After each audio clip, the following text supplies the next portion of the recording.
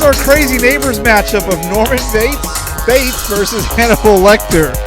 So, who would you rather be neighbors with? I would, if we're thinking about those terms, I'd rather be neighbors with Hannibal Lecter than with Norman Bates. We were talking about how, like, Norman Bates operates as this, like, you know, this, I can't think of that. I was trying to think about it. I couldn't think of it. The spiders that dig holes.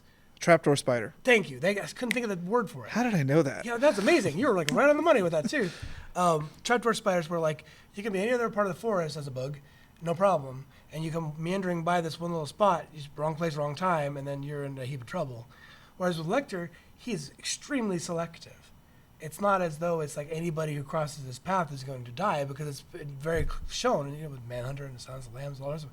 And with the show too, where this character is very selective. He's very cunning, and like just because you've crossed his path does not mean you're going to die. And whereas with Bates, it's sort of as like he's very stuck.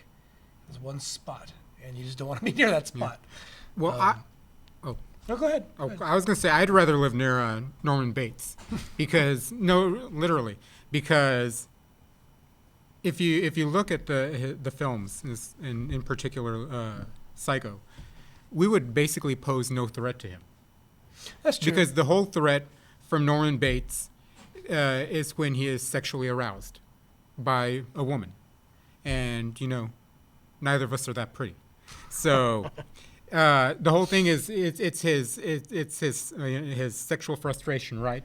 And it manifests his whole mother thing that he has, and that causes him to go into his psychotic episodes where he kills her. It's his whole thing. It's all spurred by his sexual feelings, where, you know, the moment that we behave uncouth to Dr. Lecter, I mean, that's all that it would take to set him off on us. That's you know, true. the moment we light up a cigarette or what have you, you know, it's something that would offend him, or we misphrase a sentence, or we use the wrong fork for our salad. That would be enough, or we were rude to somebody, which, you know, we're not that much, but anything of those would give him, in his mind, the enough justification to kill us and eat us.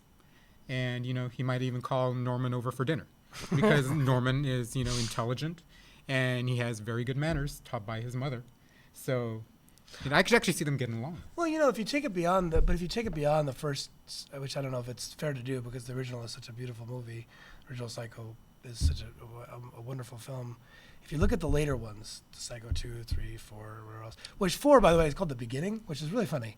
But if you look at the rest of those ones, Bates becomes